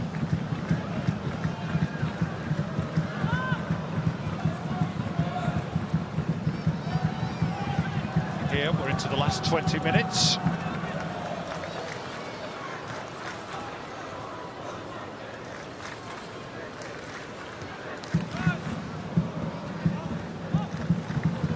It's a fair indication of how much better Brisbane have been in the second half in particular. They've really tried to force the issue, got themselves back on level terms. Oh, Sutton taking a bit of a chance. It's coolly done in the end. I'm sure John Aloisi would agree. Heart in mouth time. Yeah, always makes you nervous, doesn't it, when a keeper decides to take on the attacking threat. Danzaki skips clear of Burke Gilroy. And left the ball behind. It's clever. From Rojas, upended. Rhys Bozanovski, who gets shown the yellow card for halting that potential attack. Well, for the opening 15 minutes or so of this second half, Brisbane were really dominating the match, weren't they? Since that goal and the substitutions, it feels like Western United have wrestled a bit of control back, a little bit more possession. They've stepped up again in their press. They're not so deep as they were before.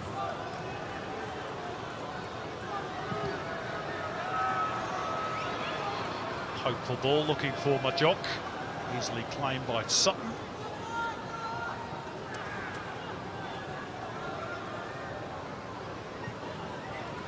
Mentioned a point won't do much for Brisbane's league position. Even 3 wouldn't move Western off the bottom. But, get them that little bit closer to Newcastle in 11th.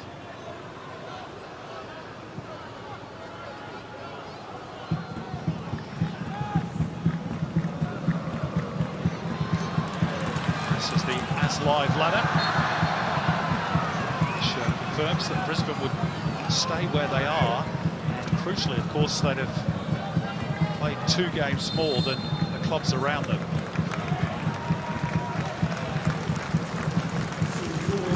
Another change for Brisbane, and it's going to be Corey Brown for Anthony Burke-Gilroy.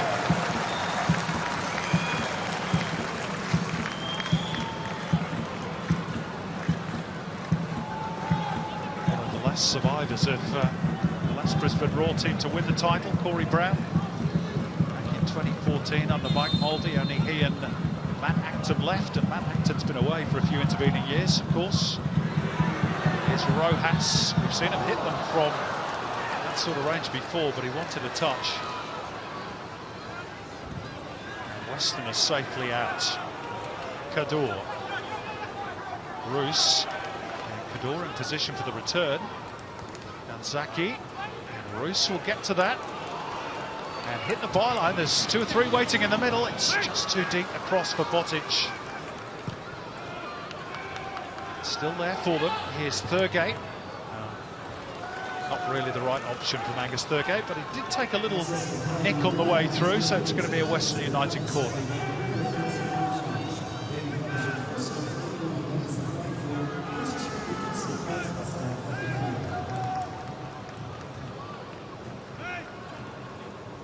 That Western can be a bit flaky defending corners.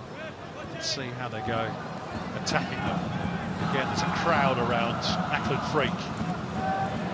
trying to find space on the disco floor. Busy nightclub. Casey Rydell's going to intervene again. Here comes the bouncer. Yep. Keep your arms down is the message. There's a bit going on in there. Here's the delivery from Danzaki, and the eagle-eyed referee blows in favour of Brisbane. Tomoki Imai, the offender. We just feel when there's that much jostling and the referee comes in and says please stop and nothing really changes, that as soon as the ball's kicked you feel that whistle's going to go.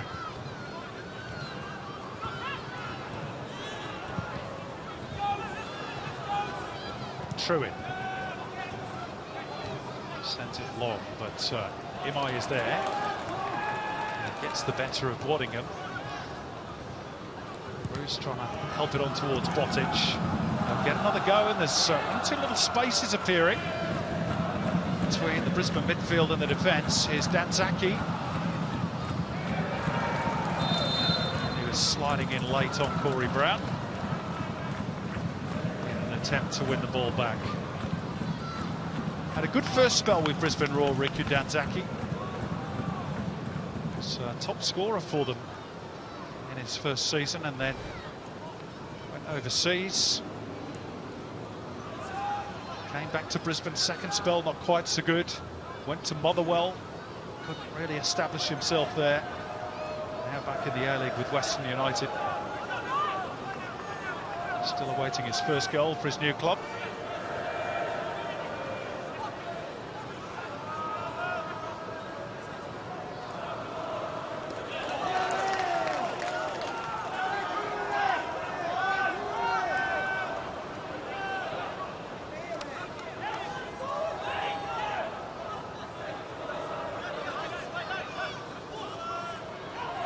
Shamoon, 20-year-old of Iraqi heritage.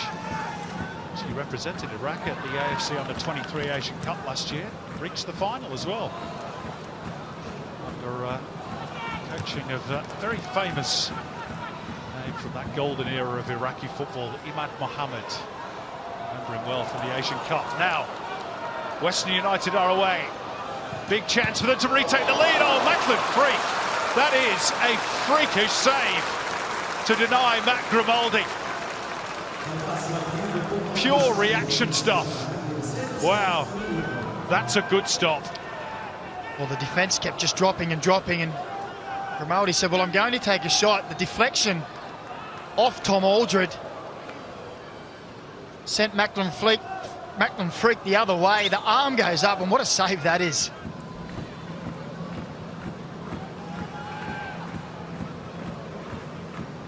The end result is this corner, which Danzaki curls in and headed in powerfully by Noah Botic. And Western United lead once again. And all Freak's heroics were in vain. They couldn't defend the corner. And Noah Botic pounces for Western. 3 goals in 5 games for him now. And are they heading for their first interstate win of the campaign? Well, Harvey Norman replay will show it's great movement from Botic. He stands in near the goalkeeper, pushes off his defender. I think it's Waddingham who doesn't go with him. And he just gets up strong and directs it on goal, and there's nothing that Macklin Freak can do about that one. That's a great header from Noah Botic, and look what it means.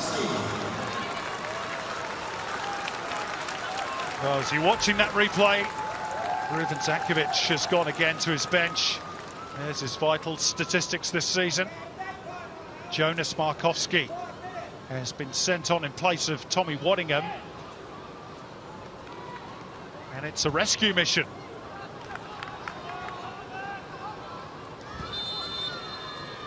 And you did mention, Macca, that after the concession of that equaliser, Western did come out to play a bit more. And there were just 1 or 2 little spaces that were starting to appear, which led to that previous effort and that wonderful save from Macklin Freak. Now all in vain. Yeah, that's right. They flicked the switch. A few good substitutions who have added some energy into their team. They've stepped up in their press as well. And really, after dominating the open 15-20 minutes of this first half. Brisbane Roar have let this slip away. And now the question is, with 10 minutes plus stoppages to go, can Western hold on this time? You wouldn't bank on it, given their recent record, to be honest, but it's going to be an interesting last 10. The XG suggests that Brisbane should be leading. That's just the game of football, isn't it? Here's Majok. Safely seen out by Riston for Western.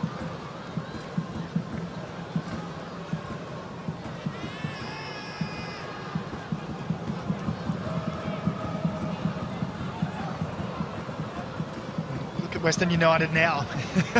They got the lead, and immediately they've gone from that mid-block to the low block again. And the bus is back in the depot. Exactly, it's beat its way back in, reversed back in. I just think sometimes, you know, you're playing well, wrestled control of the game really away from Brisbane. Now you're inviting them to come back at you again. Brisbane will need no second invitation. Henry Hall with the cross. Seen out by Thurgate, not very far though. Set up by Hingert, and across. Majok was trying to get on the end of it, and somehow Western scramble it clear, and they are living dangerously once again. It's great defending from Tamoki Imai. Back with the clearance off the line.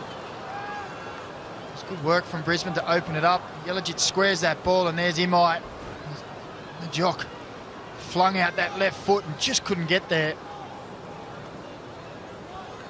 Well, it could be like the Alamo the last 10 minutes at this end of the park.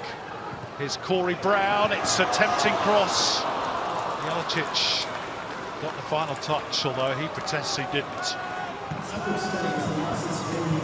Well, immediately we see chances for Brisbane.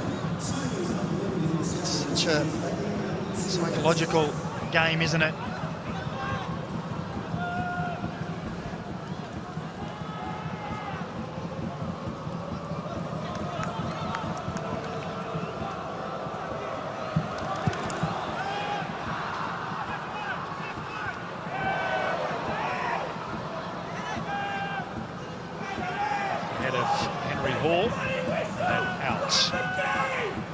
Jonas Markowski, and Ruben Zankovic just turned away in disgust. What a frustrating evening for Brisbane Roar.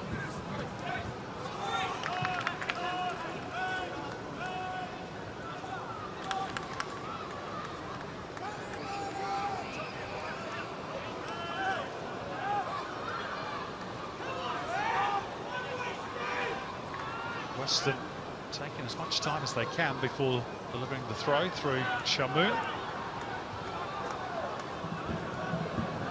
Here's Freak. Hingert.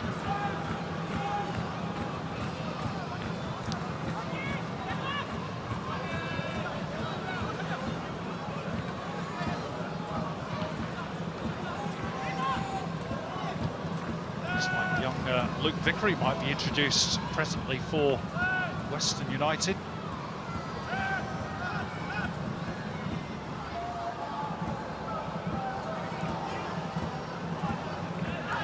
Kozanowski running down a bit of a blind alley.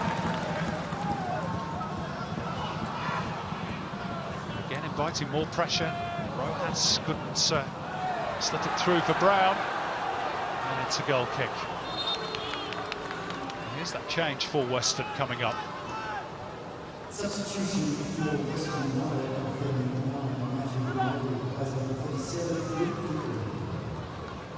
we go, Luke Vickery, who made his debut off the bench against the Newcastle Jets, his only previous senior experience, and Matt Grimaldi takes his leave. He's been good tonight, and replaced by the 18-year-old former Box Hill United junior.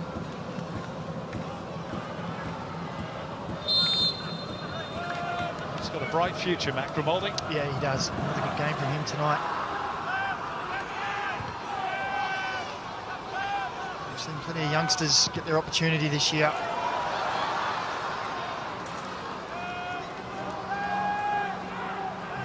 to keep an eye on for the future.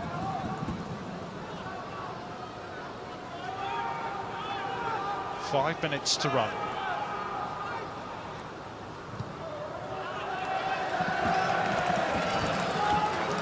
Western United, particularly after what happened on Tuesday night, probably call from now on squeaky bum territory. Well, things haven't gone their way. They have been so competitive in so many of the matches that they haven't won this season. You just sometimes feel, as you see there, the Paramount Plus player index. Two of the goal scorers top of the table.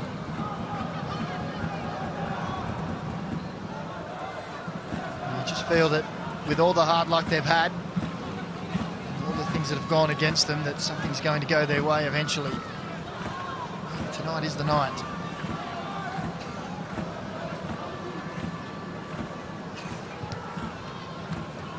Sent forward by Truin, but straight at the third gate. Zaki unable to dispossess Rojas. Square by Hall for Aldred. Needs a bit of movement, Tom Aldred. He got a bit of a whack there.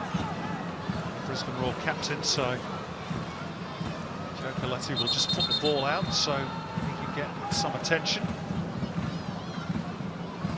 Those are just cramped. He looks to be grabbing that left hamstring.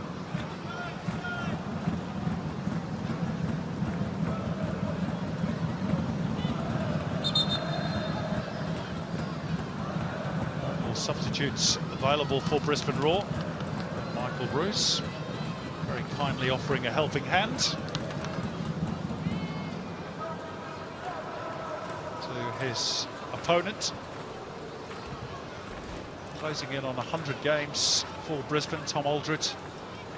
Yeah, just stretching a bit there, wasn't he? And something went twang. Pickle juice called for.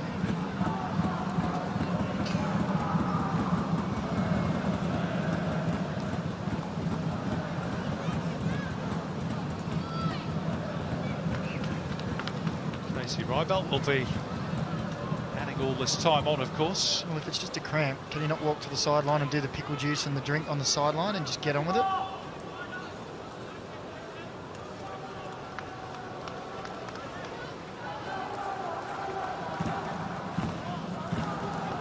Well, belatedly he is doing that. It's taken a while, I agree with you. Yeah, just cramp his signal from the Royal Medical team.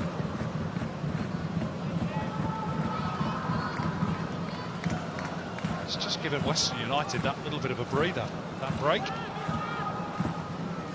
which they probably needed. Well, about 3 or 4 of them ran over to the sideline, got a drink, took in some words of advice from John Aloisi as well.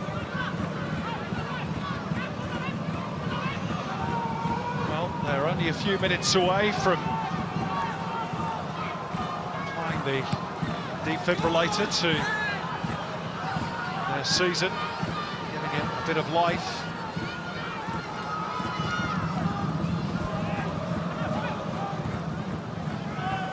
Brisbane will look back at whatever the outcome, another pretty scratchy home performance. Better in the second half. Over the course of the 90-minute journey, they haven't been good enough, particularly at home.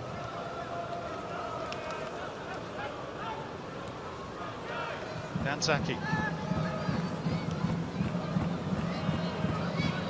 Your maxim is, Macca, you've got to win your home games. If they lose this one, it's 3 wins, 2 draws, 4 defeats at Suncorp.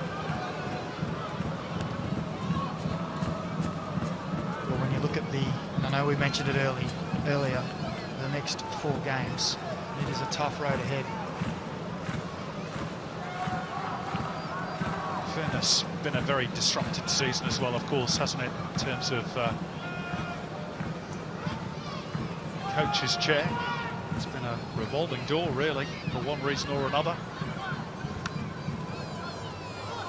coaches bring different ideas, different preferences. They got 5 minutes to save themselves, as indicated by Alex King, the fourth official.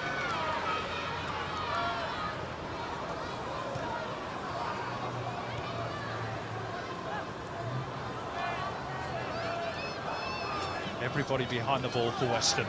Truin. Poor. Now a bit of space here for Corey Brown, who'll cross it, and they've got the equaliser. Jonas Markowski got the crucial touch, and they are back square in the first minute of injury time. The stoppage time curse strikes again for Western United. 2-2. Well, we spoke about depth in positions for Brisbane Roar. Waddingham and Markowski now both looking for that 9 position. And the Harvey Norman replay shows great play down this left-hand side. Wonderful little ball in behind from Hoare. Corey Brown does very well to take it out of his feet and get it across the 6-yard box. And that's where you want your number 9, getting across the near post, nipping in front of his defender. You see there, he just snips in front. I think it's Vidmar, is it? And it's a great finish. And you said it, Simon. The injury time is a killer for Western United this week. It is the 6th goal this season they have conceded after the 90-minute mark. It's the joint most, along with Perth Glory, in the competition this season, and there's still time maybe for Brisbane to go on and win it. What a topsy-turvy contest.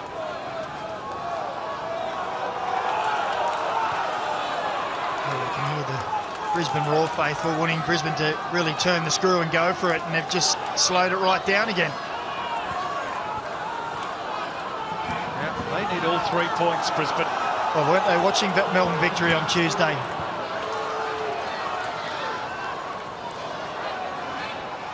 Brown trying to attack that loose ball, but baffled by the bounce. Roos trying to earn a throw-in off Hoare, but the ball wouldn't go dead for Western.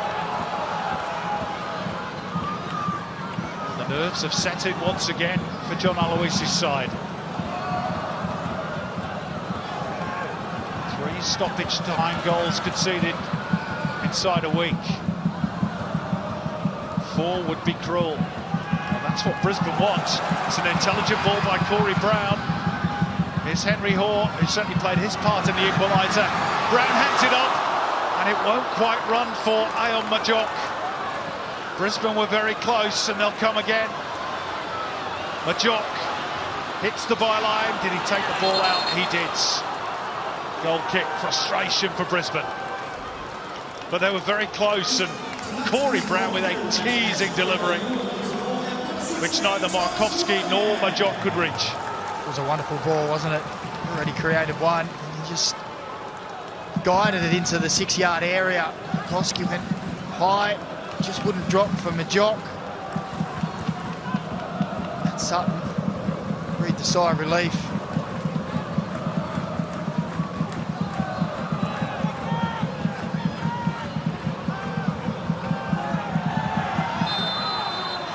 Well, is there a final twist to come?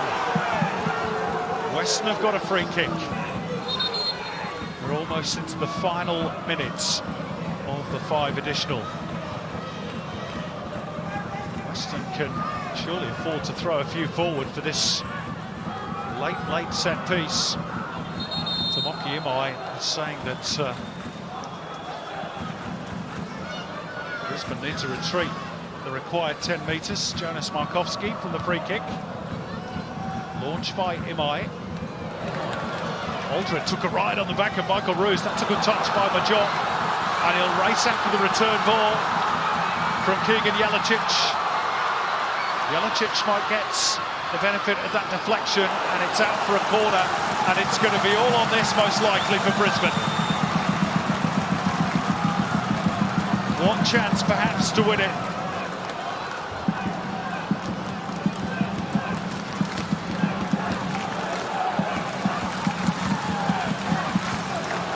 Brown to deliver the in-swinger in front of the den. In it comes. And up but not away. And who will it drop for here? In the end, it's Rojas, but disappointingly wide from the New Zealand international.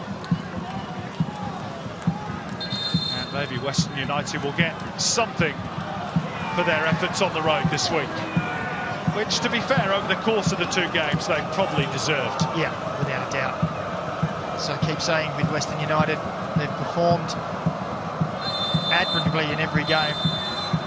There we go, all square. Both will leave hugely disappointed.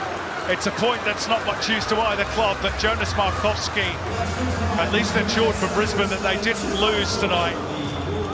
Twice they trailed, twice they found a way back into the game, but it was an up and down sort of performance. Brisbane stay on the fringes of the top six. Western remain marooned at the bottom. For Brisbane in particular, it will feel like a huge opportunity missed. This shaped as a must-win game and a should-win game given the league standings, but they just couldn't do it. And credit to Western, who played a full part in this game. 4 goals, equally split. Full time at Suncorp, Brisbane Roar 2, Western United 2. Let's get some reaction with Amy. Thanks, guys. Yeah, I'm here with Western United goal scorer and a thirsty man. You're welcome to bring the drink in while he's doing this. It's humid down here, guys. Noah, how did that result feel in the end? It was head to toe, a real tug-of-war tonight. Are you happy with the draw in the end? Of course not. You never want to be happy with a draw after going 2-1 up, especially like that. And then also coming back from the victory game, well, you know, it's devastating conceding 2, let alone conceding 1. You know, we felt like we just had to, you know, stay compact, defend it, and then, you know, 1 or 2 things just slipped and they pounced on it. So. And how are you guys feeling physically? Because you've had 3 games in a week now. Yourself, you came on and had a great impact. But how's the rest of the team feeling after such a big week? I'm not sure, you're going to have to ask them, but myself, I felt good. You know, the boss rested me for this game just to, you know, save my legs because we had two tough games back to back. You know, the boys, especially here, it's humid, it's hot. We knew it was going to be a tough game, and we just had to dig deep. But you know, we go again next week. And obviously, we saw you score off a set piece. You conceded also off a set piece there, but you've got to be happy with your own performance coming off, having such a big impact on the game. Yeah, of course. As a striker, you always want to score, and that's really my job. I just made sure I was, you know, looking at the set piece tactics, and I made sure to be in that area when the ball came in, and just get a clean head onto it, and fortunately for me, I went in. And how's the belief amongst the squad? Obviously, you've had a lot of rotation over the last week, and it's been a tough early start to the season. How is the belief? Belief's up there. We're still up there. You know, we're able to hang on to games like this. Just, you know, it's 1 or 2 things. Like I said, towards the end of the game, we've got to make sure we're compact. And we said it before the game as well. We've got to, you know, it might come down right to the end. We've got to dig deep, and that's football. You've got to dig deep right until the end, until the final whistle. And you know, it's football. Thanks, Noah. Well done. Alright, thanks, Amy. We're going to bring Jack Hingett straight in. He's just saying a bit of a cheers and a hello to Johnny Aloisi. Jack, bit of a mixed emotions here. You got so close, you felt like you could almost grab that game. 2-2 draw. How does that sit with you? I think we're disappointed, to be honest. I think we controlled the majority of the game, and there was just a few kind of mistakes that led to conceding their goals, I'd say. Like, mistake for me that led to the corner, just silly decisions, and yeah, I think that's what cost us in the end. I really think when we got back into the game there, it was really us pushing for the winner. But yeah, obviously conceding that goal to go 2-1 down kind of cost us. But it's great that we fought back and got a point in the end after being a goal down. But I think disappointing initially. I think we really had to come away with a point to. Felt like a little bit of a lethargic opening half for you guys. You came out with a little bit more spark, but did you feel like something was missing tonight? That was certainly playing very compact, but you really weren't able to get the momentum we saw that you had against Melbourne City here. Yeah, again, I think we controlled most of the game, possession-wise, and shifting the ball, but yeah, I think kind of we lacked that bit of edge to create good chances. I think it just came down to probably ball movement and ball speed. Yeah, like you said, I think we were a bit slow on the ball, taking too many touches and that kind of thing, so I think we just had to kind of speed things up a little bit. I think the second half we did, and again, I think second half we probably performed in a way that was probably just for us to get a result, but obviously in the end we didn't. there's still a lot of belief in the squad. Obviously, you've got a really tough month, a lot of games on the road against some really informed teams. Is there still belief you can make the top 6? Yeah, definitely. I think if you look at our squad and the way that we play, I think we're definitely a top 6 team. And I think the best thing for us at the moment is we pretty much have a full squad to choose from again. But I think the last, couple of months we had quite a few injuries, so it's good to have pretty much a full squad. I think there's only Scotty Nebs that's still kind of missing now. So, yeah, obviously we've had a great push now with getting our squad back together and getting all the boys back fit and ready to go. So we're definitely going to push hard to get in that top 6 to finish off the season. Thanks, Jack, and also congratulations to you. 250 games for Raw, a loyal soldier, and a great game again tonight. Well done. Thank you very much. Cheers.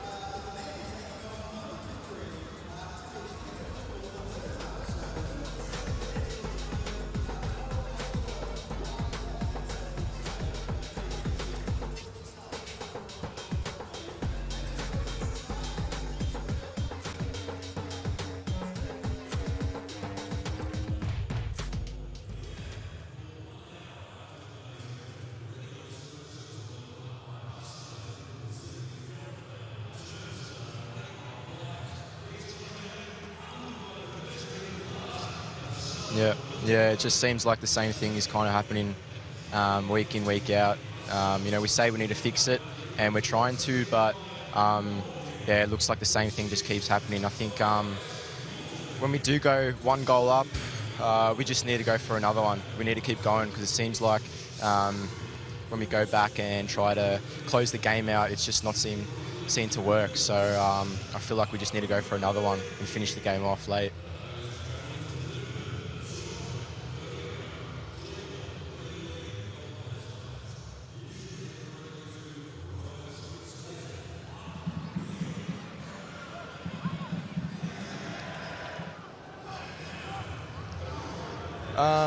Well, look, it's a bit hard to say. We're trying to finish off the game and not let them get a goal and us not concede. But like I said, we just need to go for it. We've got the legs for it. Our team is very fit. So I think next week it's something that needs to be said. And we just need to go for the win.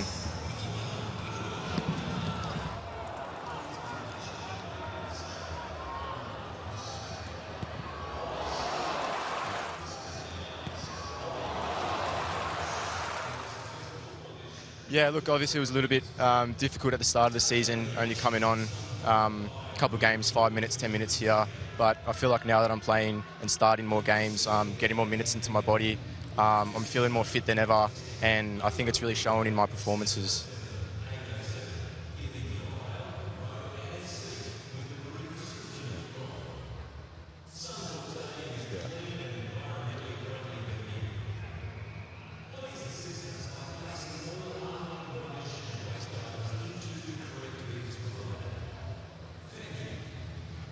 Look, the goal is to still climb up the ladder. Nobody wants to be on the bottom, and we feel like we're definitely not a team that should be on the bottom.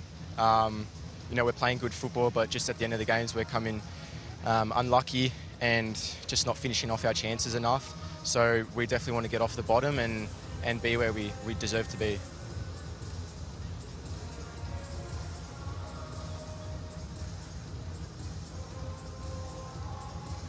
Thank you very much.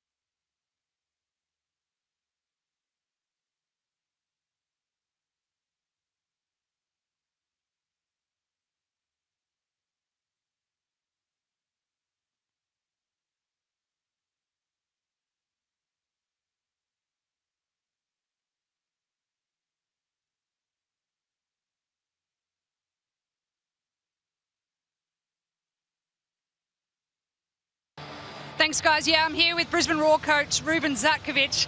That one was real tug-of-war there. How did you feel that? Are you happy with the 2-2 result in the end, or are you frustrated that you didn't manage to pinch the points?